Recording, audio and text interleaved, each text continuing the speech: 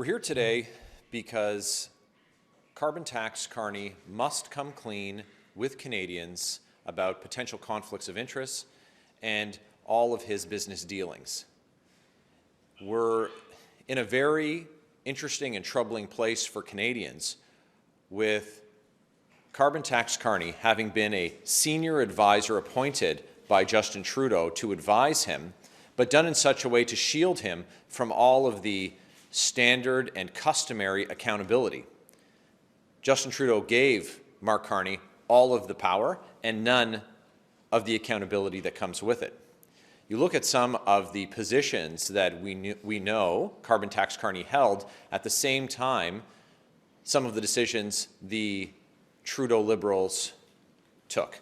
For example, the Trudeau Liberals changed mortgage rules in such a way that would benefit the bottom lines, pad the pockets of mortgage companies, private mortgage insurers, like the one owned by the company Mr. Carney represents at the same time he was sitting in the Prime Minister's office.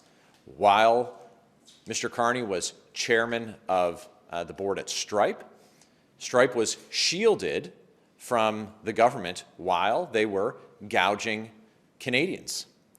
This is the same problem we have with Brookfield trying to enter into a pension scheme with the Canadian government worth $10 billion to Canadians, while Mark Carney was sitting in the Prime Minister's office.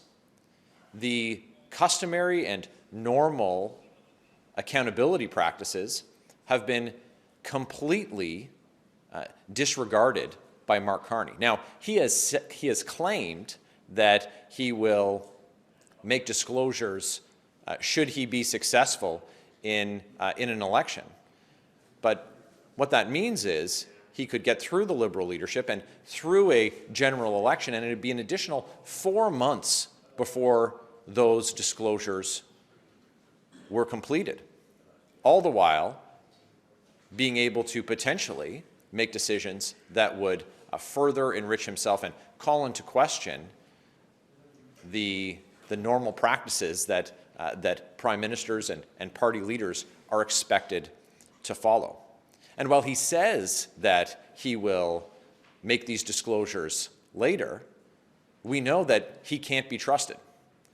Take, for example, this past weekend, where Carbon Tax Carney says in French, while in Quebec, that an east-west pipeline would never be completed. But a week ago, speaking in English, while in British Columbia, he said that he would use emergency powers to push through significant projects of a national interest, like pipelines. Or take his position on the carbon tax. This is a policy that he's championed and pushed, and said that the government, the Trudeau Liberals, had not gone far enough with their carbon tax. A carbon tax on everything that raised the price of gas, groceries, and home heating, driving business out of Canada. Well, he first said that he would cancel the carbon tax, but then reversed himself and said he would bring in a bigger carbon tax, a shadow carbon price, he called it, admitting that it will raise the price on things like steel. Now, he's talking about raising the price on steel at the same time that the U.S. president is talking about tariffing Canadian steel. Now, the impact of both the Carney-Trudeau Liberal tax on steel that he's proposing and the U.S. president's tariff on steel would be devastating for Canadian workers and devastating for Canadian consumers, all at a time while Canadians are struggling to get by after 9 years of the Carney-Trudeau Liberals. And I'll say one more thing. Carbon Tax Carney is looking to lead the Liberal Party of Canada. This is a party that's been led by Justin Trudeau and a group of ministers who are known serial ethical lawbreakers. These Liberal cabinet ministers, who Mark Carney is going to put in his cabinet, have been found to have broken the very law that Mark Carney says he's going to follow. Canadians can't believe what Mark Carney has said. They can't trust him. He's just like Justin. Thank you. So is it Mark Carney that needs to change, or is it the rules? And if so, if it's the rules that need to change here, what would a Conservative government do to change these ethics rules?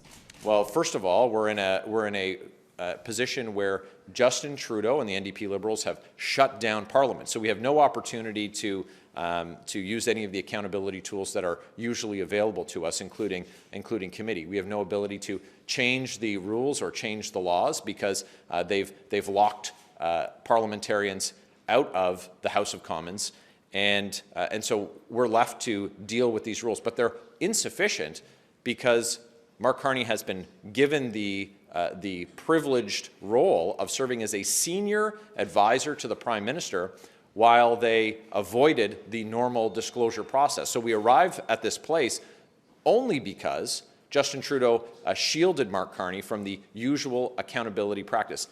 To be clear, the rules weren't designed for a situation like this and would need to be updated to reflect the reality that we find ourselves in.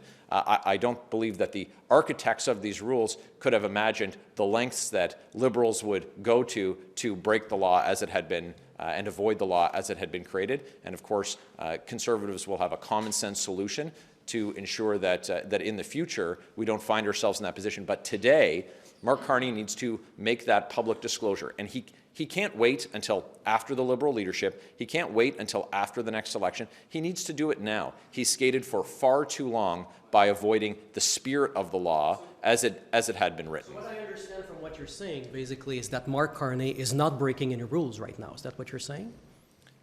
It's absolutely unacceptable that we have someone who was allowed by Justin Trudeau, a serial ethical lawbreaker, a prime minister, what rule is he breaking? Can you explain to us what rule he's breaking right now? A prime minister twice found guilty of breaking Canada's ethics laws. Mark Carney, what rule has he broken? A prime minister who's twice found guilty of breaking Canada's ethics laws created a path for Mark Carney to sit in the prime minister's office and to advise him. All the while, he was making decisions that enriched himself and enriched his company. Transparency is required for Canadians. The rules as they exist today they don't go far enough to ensure that we have transparency. We've seen after 9 years of Justin Trudeau that the rules and the penalties as they exist aren't sufficient to deal with a Liberal government who is content to break the rules as they're written and to avoid the law wherever possible. I'd like to ask you about outsourcing. You've been on the committee hearings that have looked into these trends. The government has pledged in budgets to save money in this area, to cut back, and now the public accounts show that, in fact, it's a new high, nearly $18 billion in outsourcing last year. What do you make of that? We've seen under the Carney-Trudeau Liberals a doubling of the more than doubling of the use of these outside consultants. And after Conservatives uncovered the gross waste and the insider dealings that has led to criminal investigations and charges being laid against some of these contractors, while the Trudeau Liberals had said that there was nothing to see here and nothing to worry about, including with the $60 million Arrive scam, they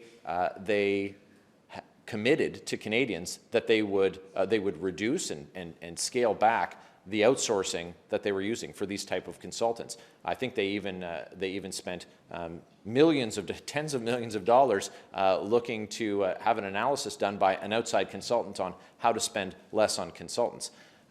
Canadians aren't seeing any improvement in the services that they're getting or the service delivery from the government, waiting record lengths of time, even for something as simple as a passport.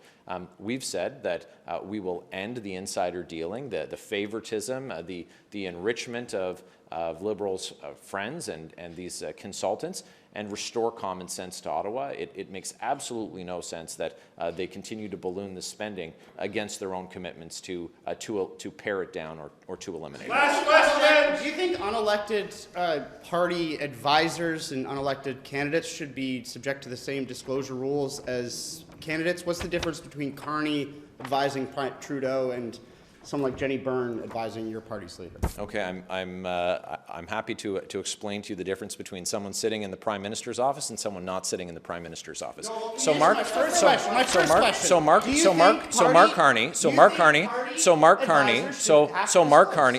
Carney, who was sitting in the Prime Minister's office, was an advisor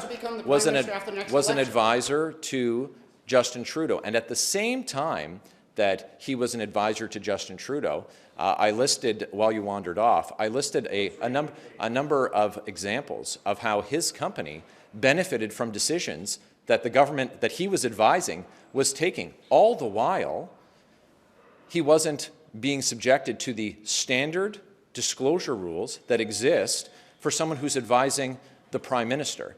Now, it's easy for Canadians to see why that conflict is something that we need to have rules to prevent, and the rules that existed, they went to great pains to avoid, including at committee, days and days across multiple committees of Liberals filibustering to ensure that Mark Carney, in his role as an advisor to the Prime Minister, who was not being subjected, who was being shielded from Canada's ethics laws, they also shielded him from coming to a parliamentary committee. It's absolutely unacceptable that they've teed this up to have him avoid the standard and customary disclosures, the transparency that Canadians expect and deserve from someone who says one thing and does another. Canadians simply cannot believe what Mark Carney has said, so we need these disclosures so Canadians can get the full picture about the conflicts of interest and potential conflicts of interest that Mark Carney has. Thank you very much. Thank you very much for the questions. Appreciate it.